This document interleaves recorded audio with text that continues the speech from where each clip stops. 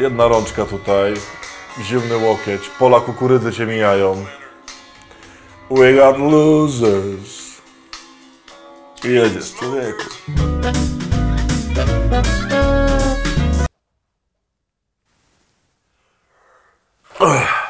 Dzień dobry. Witam bardzo serdecznie. Chciałbym powiedzieć z zagranicy, w takim sensie, bo teraz, kiedy wy tego słuchacie, to mnie nie ma. W takim sensie jestem akurat w Stanach, tam mam rekolekcje. Zresztą następne odcinki, myślę, też będą ze Stanów, ale chciałbym dzisiaj właśnie dwa słowa o Stanach, a w sensie o jednej takiej ciekawostce, której tam doświadczyłem, będąc niegdysiejszym czasem, która mnie bardzo, bardzo zaskoczyła i potem się okazała, że jest w ogóle pewną prawidłowością w całych Stanach.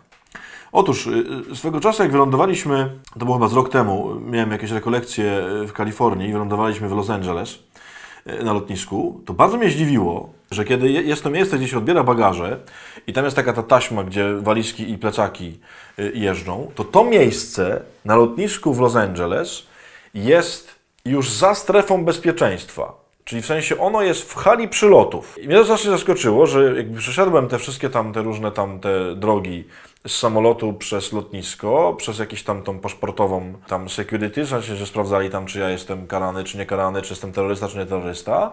I moje bagaże były dopiero na tej takiej taśmie na hali przylotów. W sensie tam, gdzie było 1 milion ludzi z całego świata, nie? Jakby niezabezpieczone. Byłem strasznie zdziwiony, że ta moja, po prostu ten mój plecak, znaczy tam nic tam nie było niby w ogóle tam ciekawego w tym plecaku, nie? Tam po prostu majty, skarpetki i koszulki z Tesco.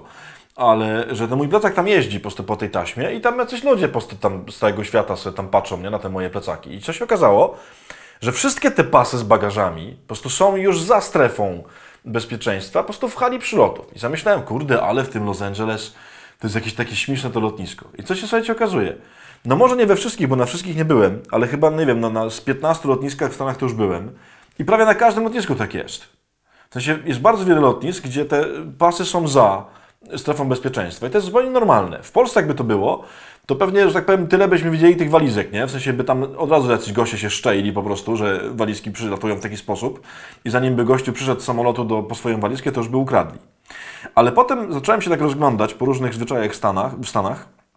I się okazuje, że taka postawa, czyli postawa pewnego rodzaju takiego zaufania społecznego, tak to nazwijmy, jest w ogóle bardzo powszechna. W jakim sensie? Na przykład jesteś tam gdzieś na kawie, nie?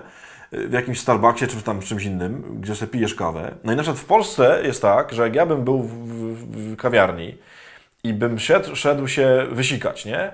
To czuję taki dosyć duży dyskomfort, na przykład, żeby zostawić, nie wiem, komputer na stoliku, torbę, tam powiedzmy z portfelem, nie? I coś jeszcze, żeby leżało. No bo bym pomyślał, że jak pójdę do łazienki, no to ktoś mi to zwinie, nie? Jak już wrócę. W Stanach się okazuje, jak się nawet kogoś poprosi obok, w takim sensie, czy mógłby pan tam popatrzeć na te moje rzeczy, bo idę do łazienki, to oni to odbierają jako obelgę. W takim sensie, jak możesz nas podejrzewać, że moglibyśmy ci coś zabrać? Byłem też na przykład w wielu takich domach, na takich różnych tam przedmieściach wielkich miast, na przykład w Chicago.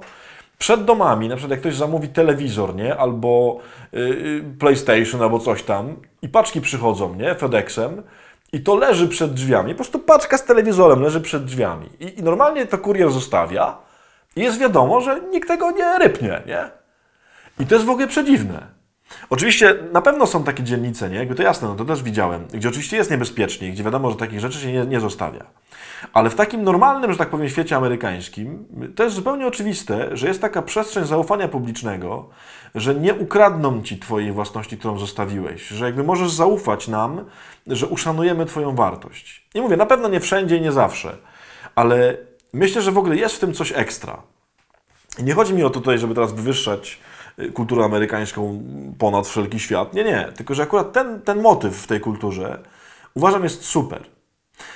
To szczególnie dla nas, myślę, Polaków, chociaż to może jest trochę obraźliwe dla Polaków, ale jakoś my mamy taką cechę. Pewnie nauczeni po prostu przez komunizm i nauczeni przez niegdysiejszy sposób życia, w jaki mieliśmy w tym ustroju, że jakby trzeba wszystkich podejrzewać. Trzeba wszystkich traktować po prostu z ogromną nieufnością.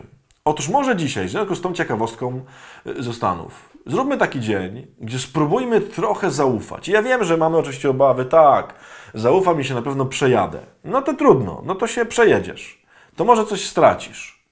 Ale myślę, że znacznie bardziej warto byłoby coś nawet stracić, ale zbudować pewnego rodzaju strukturę zaufania, niż po prostu żyć nieustannie w takiej podejrzliwości względem ludzi i w takim nieustannym jakby czekaniu, kto mnie tylko skrzywdzi. I ja wiem, że tak można przegrać dużo. Bardzo mi kiedyś się spodobała rzecz, którą powiedział jeden z moich braci. W klasztorze w Krakowie mieszkał w takiej celi, która była bardzo blisko takiego bocznego wyjścia. No i ktoś tam się zaczaił, jakiś złodziej, po prostu, że tam da się wejść, nie? Tam nie mając w ogóle kluczy, bokiem można tam wejść. No i wszedł mu do celi i zabrał mu z celi komputer, miał tam laptopa, chyba telefon i coś jeszcze. No jakieś takie rzeczy, jakąś elektronikę. No i ten brat do tej celi przyszedł, to był taki starszy ojciec już, taki koło 60. No i zobaczył, że nie ma komputera, że mu to ukradli i pamiętam tam z z braćmi przyszliśmy wtedy do niego, żeby go tam zapytać, tam, czy mu jakoś nie pomóc. I pytamy, no ojcze, no i co z tym wszystkim? Jakby, no co z tym złodziejem?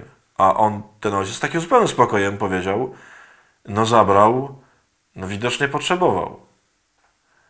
Strasznie mi się to spodobało. Skoro mi ukradł, no widocznie potrzebował, no to wziął. Jest w tym, ja wiem, ktoś powie, o Boże, tak, jakaś w ogóle naiwność i w ogóle głupota, tak, dajmy się wszyscy okraść. No, dajmy się. W sensie to takie Pana Jezusowe jest. Jak ktoś Ci weźmie jedną rzecz, to oddaj mu drugą. Ktoś Cię zmusi, idź z nim 1000 kroków, idź 2000. Ktoś Ci ukradnie komórkę, powiedz mu, że masz jeszcze laptopa w plecaku i czy by chciał. Tak, ja wiem, już czuję tę dyskusję w komentarzach.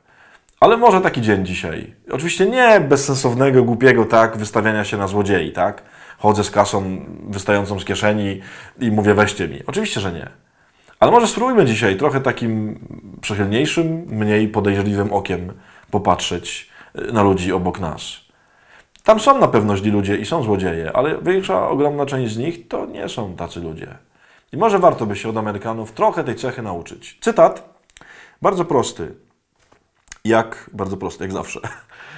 Jak ten cały Samarytanin zostawiał tego pobitego, co go znalazł, pamiętacie taką przypowieść, nie? Łukasza. Jak zostawił tego pobitego w gospodzie, to powiedział do gospodarza takie ładne zdanie. Powiedział, miej o nim staranie, a ja, jeśli co więcej wydasz, to oddam tobie, gdy będę wracał. To jest dokładnie ta postawa. Polak by pomyślał, nie mogę tak powiedzieć, tylko muszę się z nim umówić na konkretną sumę, bo na pewno facet mi potem powie 10 000 złotych, a wyda pewnie 200 złotych, bo mnie na pewno oszuka. A ten powiedział, nie, zaufam Ci. W sensie, zostawiam go pod Twoją opieką, co tam wydasz, to mi potem powiedz, ile wydałeś. Nie będę tego sprawdzał, po prostu oddam Ci tyle, ile wydałeś. To jest to. To jest taki moment zaufania, taki moment niepodejrzliwości. Spróbujmy dzisiaj z tym zdaniem przez cały dzień pochodzić.